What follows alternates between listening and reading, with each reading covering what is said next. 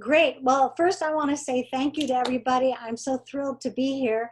I just want to give you a little, oh, by the way, if you see my hair blowing, it's because in a couple of months I'm going to be 70 and I'm in a constant state of hot flash.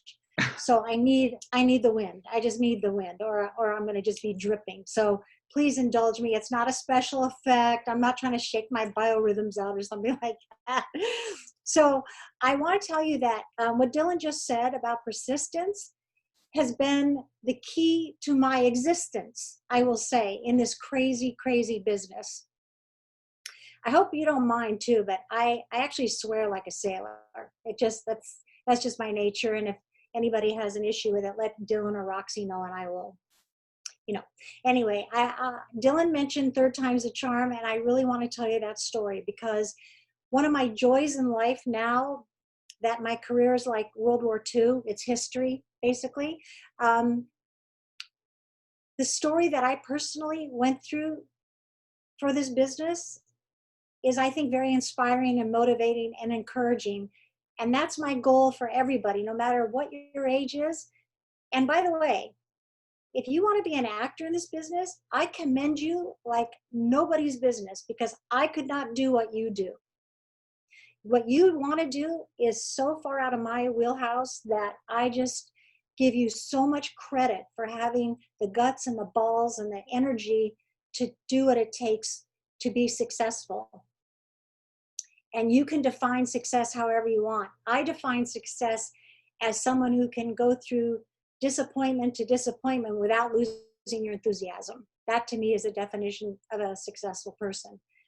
And when I tell you this story, then you'll understand exactly what I mean. So I'm originally from Scottsdale, Arizona, and spent my whole youth there. I knew since I was about 5 or 6 or 7 that television is the business I wanted to work in. I was a television addict as a kid. And I always used to wonder, how do they do it? How do they do it? What's it like? What's it like? So I always wanted to be in that business. After high school, I went to college for 1 year and 1 semester. And I had just unfortunately lost my mother. So I became extremely rebellious and hated the world. So I dropped out of school, and which I don't recommend, but this is just my story. And I went to work at a local station in Phoenix, Arizona as a secretary.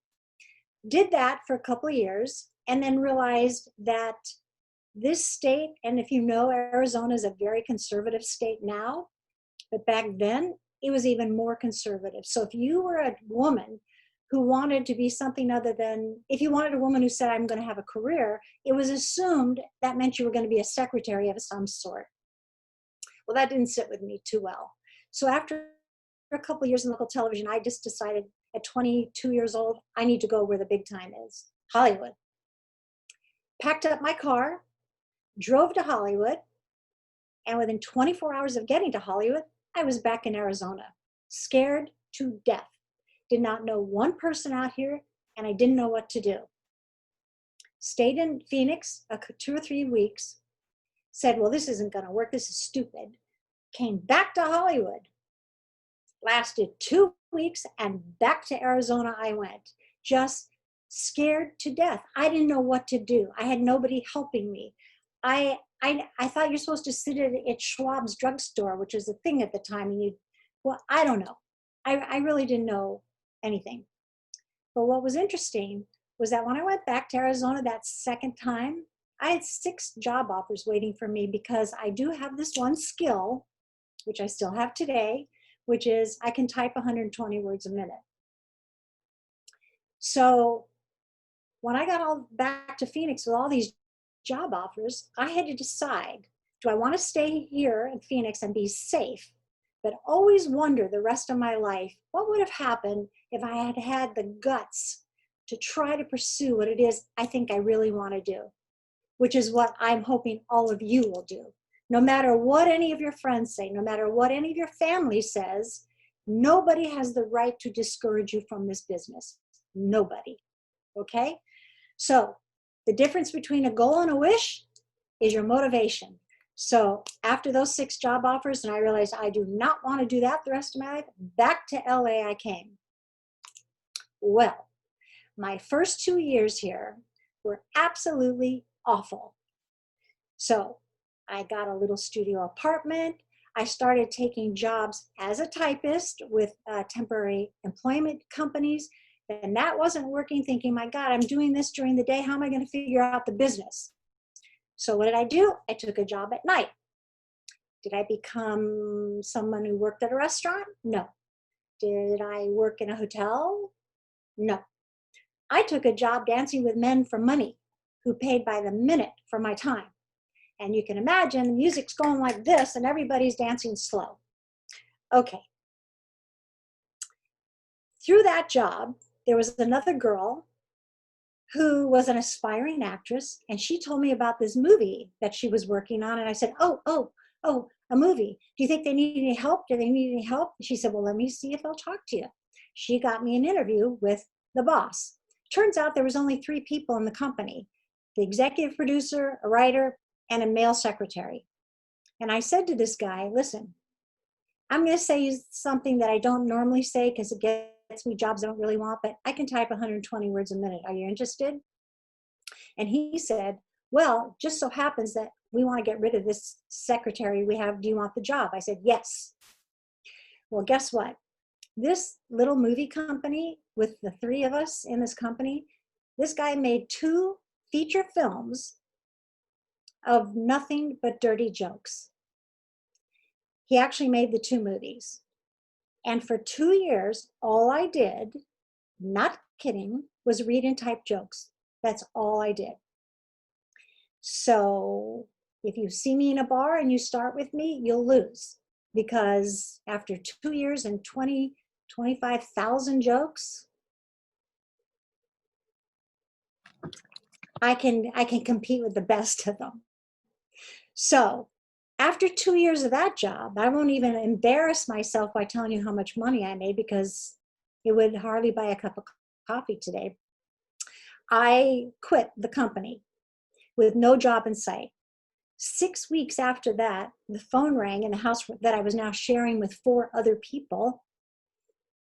And this woman says to me, look, you don't know us and we don't know you, but I work at MGM Studios and we're getting ready to start the 2nd season of a sitcom with the star Danny Thomas, who was a big comedian at the time. And the creator of this series is flying in from New York, and we need a secretary to work with him for just 4 weeks only. And we heard you can type really fast. Do you want to start Monday for 4 weeks only? Well, that was it. Of course, I said yes, hung up the phone, called my dad and said, guess what? I've made it. MGM Studios, Danny Thomas. This is fantastic. So that 4 weeks turned into 4 months. The show got canceled, but one of the producers of the show came to me and said, look, my partner and I have formed our own company and you're coming with us.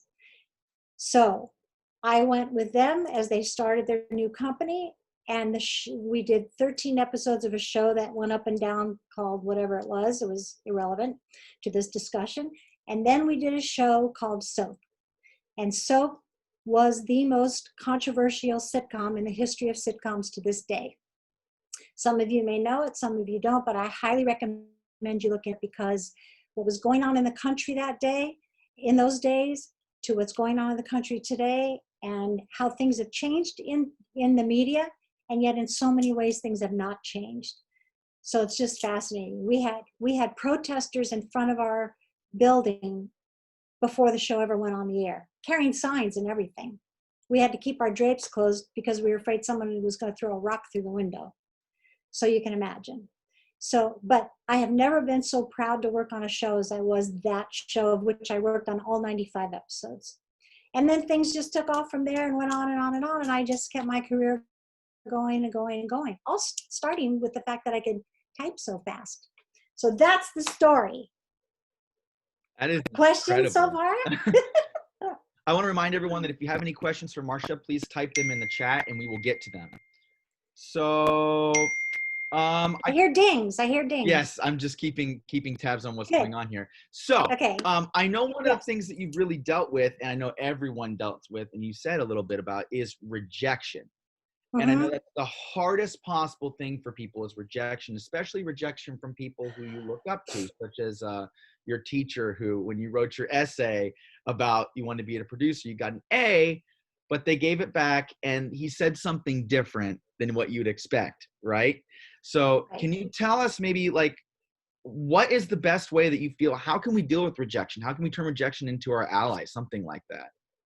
So when I was in high school, senior in high school, we had to type a paper of what we wanted to do in the future. And it was a special class to teach us office skills. And I knew it was going to be an easy class for me because I already knew how to type since the 6th grade. So it was type 1 page. This is what Dylan is talking about. Type 1 page of what we want to be in the future. All the papers came back. My future is an executive secretary. My future is a legal secretary. My future is a corporate secretary.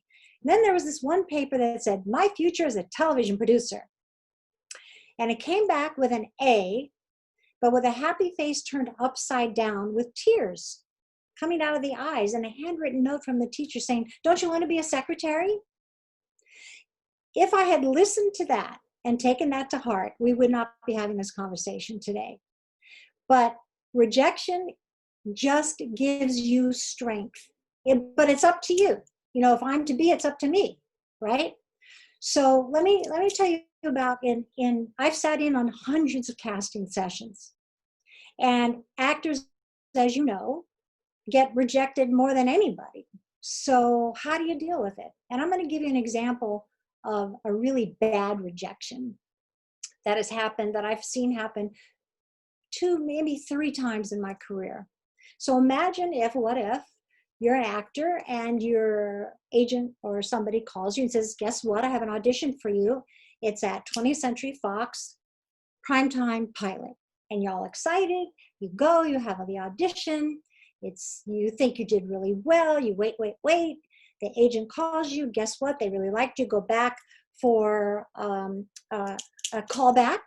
Oh boy, I'm going back for a call. Mom, Dad, guess what? I'm going back for a callback on this really great pilot. It's the lead. You go back and you have the audition and you go home, you wait, you get the call. Guess what? You've got the job. It's so thrilling. Dad, I got the job. My friends, I got the job. This is so exciting. Business Affairs calls your agent, makes the contract. You could go in for a wardrobe fitting. It's fantastic. You start the first day, you rehearse. You walk onto a 14,000 square foot stage. Many actors have never seen that before. This is so exciting. You rehearse, meeting the crew, meeting the cast. You go on the second day, it's rehearse, and then you get fired. That's rejection. The lead of a pilot. So what do? Well, you could throw yourself down a hole, but what good is that going to do?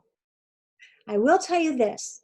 When you walk into, let's go back to the days when you actually are in front of people, or even now when you're just self-taping, not self-taping, but when you're appearing in front of somebody like this on camera. The one thing me as a producer has to realize is that I will never see you as an actor in this environment again. So whether you're reading for me in an office or through Zoom, I will never see you in this environment again. And what could happen, can happen, did happen, is that then that actor gets put in a whole new atmosphere.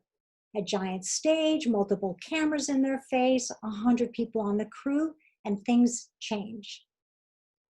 I will tell you that on The Golden Girls, if you're familiar with that show, Estelle Getty, who played Sophia the mother, was so scared of that audience that she was having like palpitations practically for a month of shows. She was so scared. Now, mind you, she had just come off of Broadway, but she was doing the same lines every single night.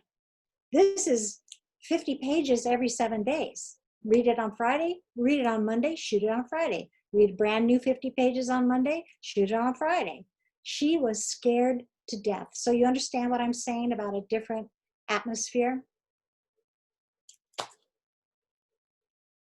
So rejection, tough, if you get rejected by a boyfriend, a workplace thing, this is just part of life. And by the way, this is a big part of this business, whether you're acting or you want a job as a producer, you want a job as a runner, we all get rejected, no matter what the level is. It's just part of the business. And either get used to it or get out. Because you got to have a tough skin for this business. I won't joke about that. I've worked for some of the most heinous people in this business. And how do you get through it? Well, I say, think of it like a kidney stone. It'll pass. It'll be a little painful, and then it'll be over. And we go to the next thing. Okay? That's how you have to do it. Unfortunately, I can't have that same attitude with my in-laws, but I'll have to deal with that. So, okay, what else? Thank you so much, Marsha. I have another question. It's actually from one of the Grok students. Her name is Ksenia. She wanted to know, looking back on your career, if there was anything that you would do differently or that you wish that you would have done. Well, I wish I had dressed better. I mean, I had no idea about how to take care of myself that way. I got to tell you, I don't regret anything in my life ever, for one reason only. If you regret something, then you didn't learn from it.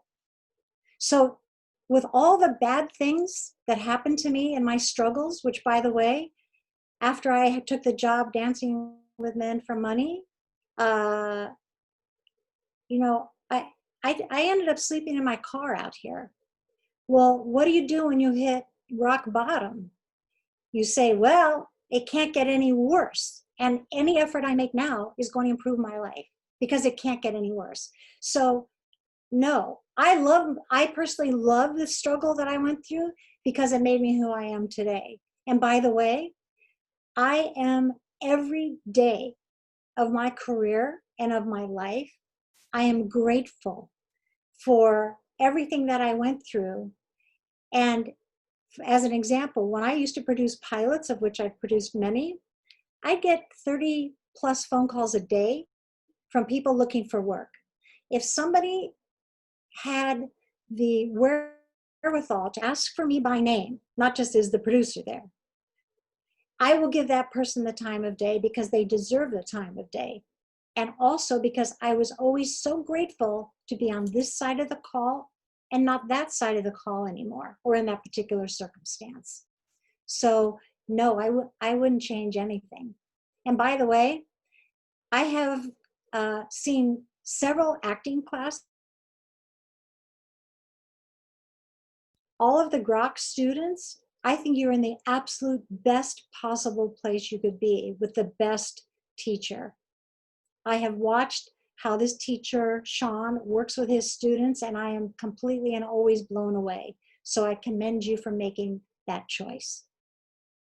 That's so nice. Thank you. No, but that was a really great comment. Like, if you don't learn from like the regrets that you have, it's as if you didn't learn anything. So that's exactly really right. Exactly right. Yeah. Yeah. So I have another question for you.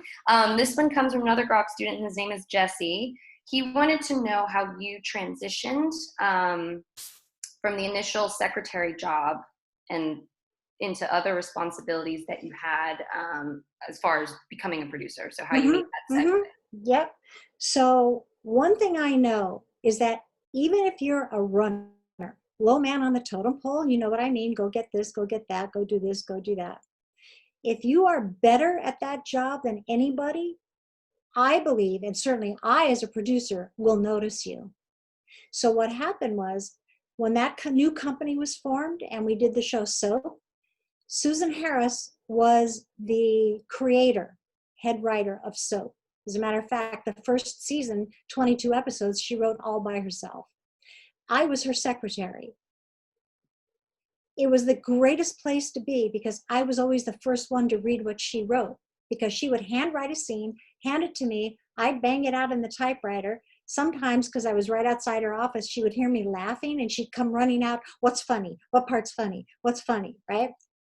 Well, the second season of Soap, they promoted me to script supervisor because they knew I wasn't going to stay around as a secretary. I wasn't. And they knew I was valuable to the company. I mean, I started with the company, it was with Thomas Harris and Marsha. So the script supervisor had quit, had moved on to become an AD, associate director. So they moved me into the job. I was thrilled because now I get to be on stage every single day, watching the actors, watching the director. And by the way, the director was one of the most iconic sitcom directors in history. Not James Burrows, but Jay Sandrich. Cosby, The Mary Tyler Moore Show, Taxi, all these things. So I got to learn from the best. And what was even better was that we used to shoot 3 weeks on and then take a week hiatus. 3 weeks on, take a week hiatus. During that week hiatus, when the stage was dark, I'd spend the entire week in post-production learning. So the third year of soap, and by the way, as much as I loved being the script supervisor, and I still have the stopwatch they gave me as a gift, 6 weeks into that job, I said, this is really amazing, but this is not what I want to do the rest of my career. Just not what I want to do. But fortunately, the choice was made for me because the third year, but by the end of the third year, soap had a spinoff called Benson. And the producers called me into their office. I went up from the stage and they said, look, we just got another show on the air. We need you back upstairs to help us run soap. And that's how it happened. I believe when you make yourself invaluable, no matter what the job is, even if it's not in this business, if it's outside this business where you're trying to make a living while you want to be in this business, if you're better and the best you can possibly be, great things will happen for you. But again, it's up to you. It's up to you. Amazing. Thank you for answering that. I have another question for you. This is from a young woman named Sarah. She says, what would you recommend that actors or writers do to get meetings? She says she has a script that's centered around women of diverse backgrounds and body types, and she finds that it's very challenging for her to get anyone even interested in discussing that. And you know that every writer in town says the exact same thing. Every single writer in town says the exact same thing. Everybody has a script and it's very tough to get seen. But let me give you 2 websites that are invaluable if you're a writer. Okay? Everybody have their pencil and paper, pen and paper? Okay. The first one is called inktip.com, inktip.com. I'm not going to explain any of this. You can just go look at it yourself. The other one is called stage32.com. And I'm working with somebody right now whose screenplay is so phenomenal that I have been attached to it. And he just got a semi-finalist in a major screenwriting contest on Stage 32. Got the laurels and everything, which is very, very exciting. So yeah, you use those resources and you will find a tremendous amount of help there in both of those places. Awesome, thank you. I love insider secrets. This is so cool. I have another question, and I'm so sorry if I mispronounce your name. I'm going to try really hard. Ayodeji, I think, says, what is your advice for those who want to gain experience in terms of first steps, I guess, as far as becoming a producer and some do's and don'ts? The hardest thing to do in this business is get your foot in the door. That's the hardest thing. So you have to use every resource that you can find to do that, whether it's belonging to backstage, okay, and seeing all those leads, or like with the writing sites, they give you leads. As far as producing goes, you have to start somewhere. For me, I have a hard time with somebody saying, well, I just want to start as a producer. That's difficult for me personally, because if I didn't have the experience I had in the office and then as a script supervisor and working in post-production, which became a very big part of my career, by the way, I wouldn't be as well-rounded a producer as I am today. So, you know, people used to say to me, well, what did you do as a producer? And my answer is always, well, let me tell you what I didn't do. And I'm talking about network television. I'm not talking about outside of that, just for right now. I didn't write it, I didn't act in it, and I didn't direct it. But everything else it took to bring that script to screen was my responsibility. I was the hub of between the studio or the network, the executive producers, and the stage. So every department head was responsible to me. And for those of you who are shooting short film, or you want to shoot a short film, I can't encourage you enough to do that, because that gives somebody like me, you say, look what I did. And somebody like me goes, oh, well, you're very motivated. I like that. So the more you can do, even on the lower level, which you might think is a lower level, it's just a level, okay, is to your benefit. And unlike when I grew up in this business, when there were 3 and then 4 networks, you have hundreds of places to take your creation and put it out there and say, look what I did, look what I did. Because you want to eventually get to the point where you can stop lying on your resume, right?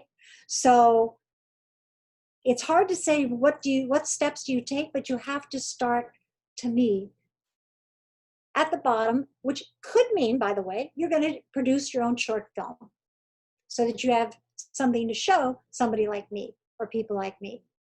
And go for it.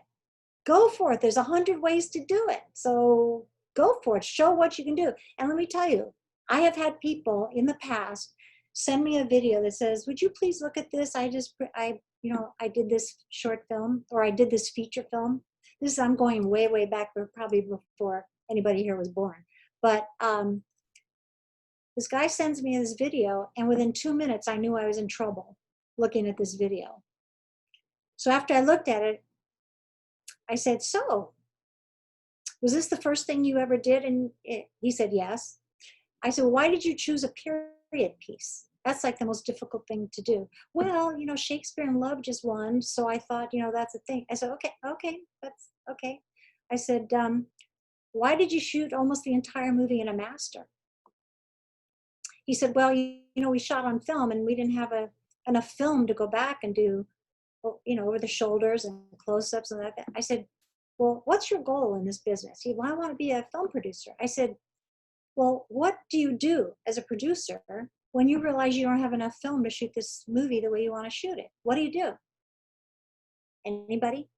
I know the answer. You cut about as many pages out of that script to still have it make sense. And all the film you would have used to shoot those pages, you go back in and you shoot close-ups and over the shoulders and 2 shots and all that stuff. That's the way you think as a producer. Okay, I'm done with that. I love that. So I have a question from Dolores.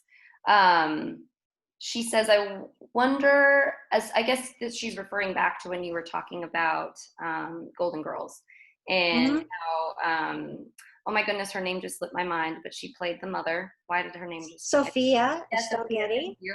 And she was, you were talking about how she would get so nervous and it would cause her to go into these crazy panics. So she wanted to know if there was any way to kind of like handle that environment better for her, or trying to figure out a way to prevent an actor like that from suffering, I guess, in that way. Vodka helps a lot. No, just kidding.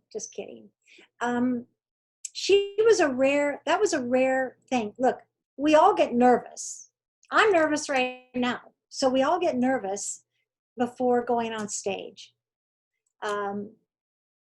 To me, the more you do it, the better you'll get at it.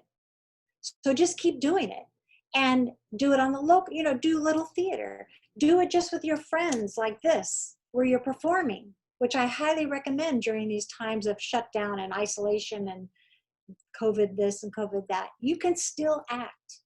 And the more you put yourself on camera, the more comfortable you'll be with yourself on camera. That's my advice. Or scotch, so yeah. I love that. That's great. So this question is from Brett. He says, how do you suggest that actors build relationships with casting and production in order to get cast? Again, every actor has the same problem in this town. Taking us out of COVID for a minute, I used to love, as a producer, going to showcases and discovering new talent. I loved it. So the more of taking a class like this wonderful class you're taking, and then having a showcase and having people like me come see you, the better. The more you can do little theater, the more you can do community theater, the more you can create videos of yourself and get a following, the better. Because there are many more ways to be seen. When you can what's the word, when you audition, Self-tape? Self-tape? Self-tape and self-submit. Yeah. Sometimes I don't know that world very much because I'm old, but if you self-submit, are you allowed to self-submit a tape unsolicited ever? I don't know. But if you can't, then that's one thing. If you can, no matter what you think, you got to do it. Because if you don't do it, you have a 100% shot of never being seen. If you do it, you got a 50-50 shot of being seen. And the great thing about being seen at all, like in these showcases, is even if you're not right for something, if you're good, I'm going to say, I need to remember that person because they might be right for something over here. Just like even in the behind the scenes, the crew, I got a call one day from somebody looking for a job on a pilot. And I said, oh, I'm so sorry, you just missed it. I filled the position. And the person said, oh, well, then I won't send you my resume. And I said, wait a second. Why do you say that? How do you know that the person I hired is going to work out? If that person doesn't work out, I'm going to go to my file and pull out another resume. Are you going to be there or you're not going to be there? Use your head, buddy. So, take control. Just take control. So it's tough, guys. I won't pull any punches. It's tough, but not impossible. And I'm the living example of it. You should see my mantelpiece. It's a living example. I wanted to go back for a second when you were talking about creating your own work and sharing it with people, like it's showing proof Mm-hmm. of, the kind of talent that you have. Mm-hmm. So what are the odds of someone like yourself or a producer in general, seeing that person's work if they post it, for instance, I don't know, on YouTube? Like I'm thinking of Issa Rae and how she had her online little web series before she was invited to the video. So how often does that actually happen? Well, that shouldn't be the question. The question is, can it happen? And the answer is, of course it can happen. Sarah Cooper is another one, just doing a little, imitation of Donald Trump on TikTok, and now she's got her own Netflix series, special or series. Okay, so, and I will tell you that this friend of mine that I'm working with, after Hurricane Maria hit Puerto Rico, he's Puerto Rican, he was so upset because his mother was in Puerto Rico and he didn't know if she was dead or alive. And all the phones were out, no communication. So over the next few days, he created a video, 5 minutes and 45 seconds, that he narrated, he has a great voice, about Puerto Rico called Who We Are. And he put it up on YouTube just to have something to do. He's a writer, okay? 3 days after he posted it, YouTube sent him an email, congratulations, your video just hit 20 million views. So anything is possible as long as you put yourself out there. I know people, believe it or not, who say, well, I just graduated film school and the phone's not ringing. I have no time for people like that. I want to know people are motivated and inspired to be motivated. And I'm going to do this, I'm going to do that. And if it doesn't work, it doesn't work. It's not a failure. You got to understand that. If you do something and it doesn't work out for one reason or another, it just doesn't work out. It doesn't mean it's a failure. Failure only happens when you never try in the first place, honestly. Okay? So I'm the example of it again. If I had dentures, they would have just fallen out, but those, I don't have dentures. Yeah, so you just have to keep trying. Get together with your friends. Get, over Zoom. Find a play, find a scene, do it together. Rehearse, rehearse, rehearse. Tape it, do it, put it out there. People are doing that. Why shouldn't it be you? Why not you? That's what you have to keep saying. Why not me? Why not me? I can't impress it upon you enough to use the tools and resources that you have and go for it. You have nothing to lose, nothing, nothing, nothing, only to gain. Amazing, thank you. So another question from Eva. She wanted to know if you can share some of your favorite moments from Golden Girls, that overall experience. Yes, I have a great moment, if anybody's familiar with the show, was when Burt Reynolds showed up at their door. That was an iconic moment because the audience did not know he was going to be there. We had him hidden from view. It was the last scene. The doorbell rings. Sophia opens the door. There's Burt Reynolds. And he goes, "Hi, Sophia." She says, "Hi, Burt." And all three women behind Sophia are standing there with their mouths open, staring. They can't believe it's Burt Reynolds. And he says something to Sophia like, "Oh, these are your friends. Which one's the slut?" And all three of them raised their hand. And that was the end of the show. Love that moment. Love that moment. Also, the episode where Rose was dating a little person. Absolutely love that episode. Just love that episode. We did shows about, Lois Nettleton, the actress came on. She was a lesbian and had the hots for Rose. And Blanche couldn't understand why she would have the hots for Rose and not for her. And there was just a wonderful, wonderful episode. That show took on a lot of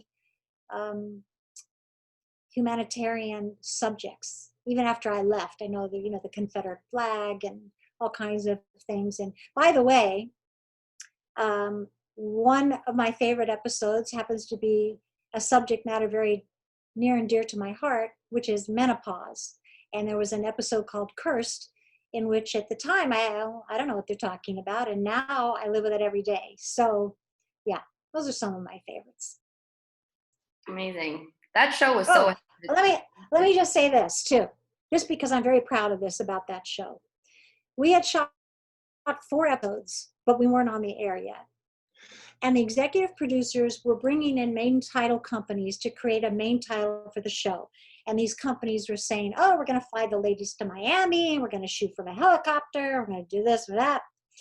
And it's going to be $25,000, $35,000, all this." And the executives were just not happy with any of the ideas. We knew what the song was going to be, okay?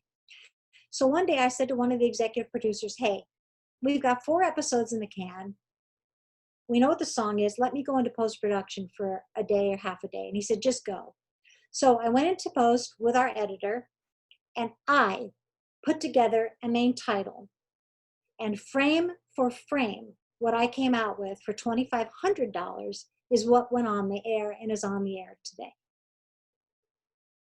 Yay. Yeah. Very proud of that. Wow. So I have a couple more questions before we wrap up. So one of them is about, of course, where we are now in terms of COVID, and if you have any insider news on how the industry is going to be progressing through this new way of life. This is quite a new way of life. And one thing that I do know for a fact is that any and all auditions now are not being done in person anymore. So, but what you as actors have to realize or remember is when you do a self-tape, you have to put your best foot forward always. And that means making a little investment in yourself, okay? You have to wear the right clothes. In other words, don't just throw on a t-shirt. You have to invest in a lav mic so that the audio is not coming just from your phone that may be way across the room. That drives me nuts. You have to put up a real backdrop of some sort, not just hang a sheet, okay? Make it look nice, and invest in a small lighting kit to make, okay? I'm married to a professional photographer, so I get the lighting thing. Because when they look at you, it's like you're in the room with them. And if they see that you don't care enough to look your best and do your best, that is a signal to them, as it would be to me. I don't want to see your unmade bed behind you when you're doing a self-tape. Okay? So this is something that's really, really important, because this is the way it's going to be for a while. So make that investment, and believe me when I tell you, it will be worth it. You will never, ever regret it. That's just the way it's going to be. And by the way, has anybody heard about how they're doing soap operas these days? It's almost ridiculous. But I don't watch soap operas, but when I heard about this, I actually taped an episode of The Bold and the Beautiful just to see, and there it was. So every scene, two people on opposite sides of the stage, which is hilarious to begin with. Then there was a scene where a guy and a girl come together. If they go in for a kiss, what they do is they brought in one person's spouse and had their face kissing that person. And then, so it was really, really extra close up, so you couldn't really tell. And then they cut to close-up shots of hands on the side of somebody's hip, away from the face, in other words. It was total cheat. It was really funny because I knew that's what they were doing. They also said in an article I read, which I cannot believe for the life of me, that they would be doing, which is substituting a real person for a mannequin in the love scenes. Can't believe they would do that. Maybe they did. I don't know. So just do your best. And by the way, guys, make tapes with each other. Do that. Put it out there. Social media is an amazing thing. Then get everybody to watch it, get everybody to share it. That's how it happens. And I can't encourage you enough to do it, because I like seeing stuff I've never seen before.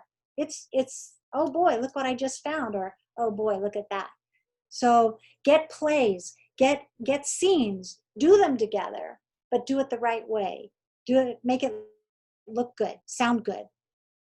Any last questions? Yeah, I have time for about one or two more quick questions. So yeah, I'm just going to ask one more. So referring back to the person who was fired that you mentioned from the sound stage, I'm curious about what she had done wrong, or how she could have made the situation better, or a way to get fired. I honestly think it was a guy, and I believe he couldn't handle it. And he just wasn't as good on stage in the real situation as he was in an 8x10 room where there's just, he was in this little bubble. And all of a sudden he's on this giant stage. And I'm telling you, it can be intimidating. It can be extremely intimidating when you walk onto a stage you've never been on, and there's cameras in your face, and there's 100 crew people around, running around doing stuff. That's up to you. It's up to you.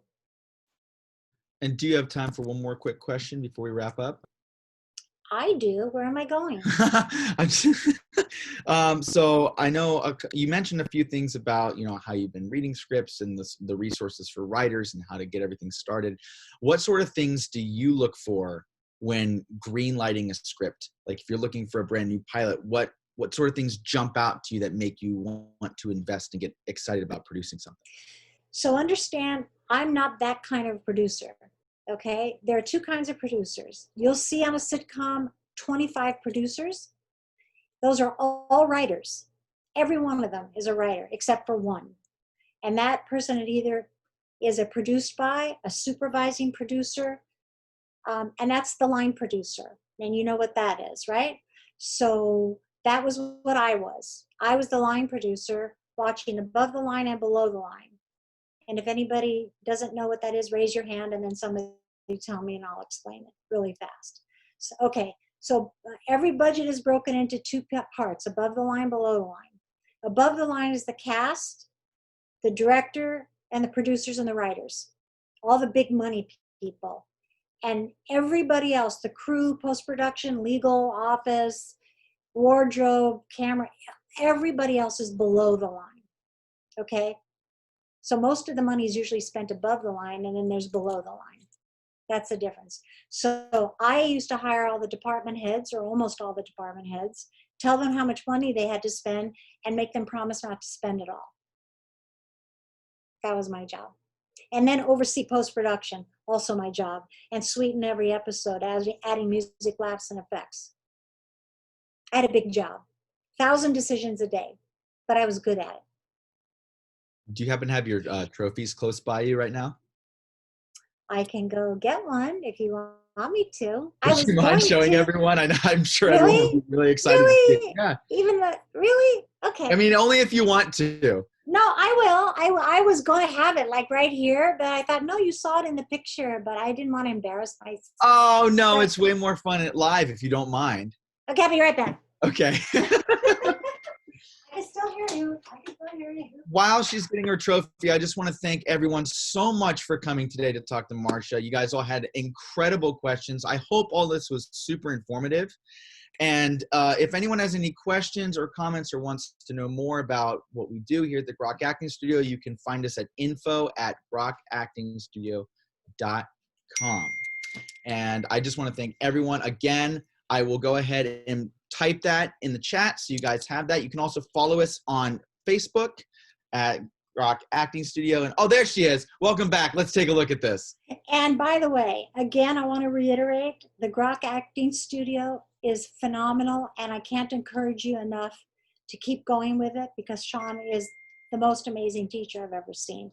So here it is. Wow. It's very heavy. Okay. My name is on here somewhere. I don't know.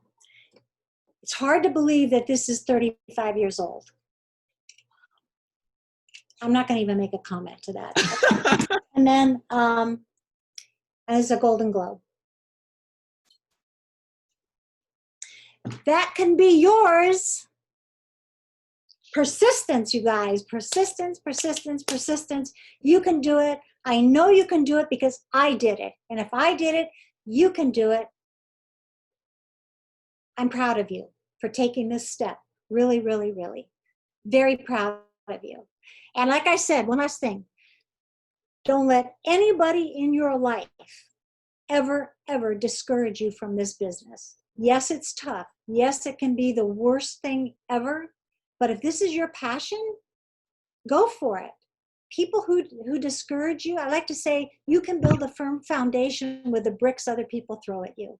Okay? That's up to you. That's got to be your mantra.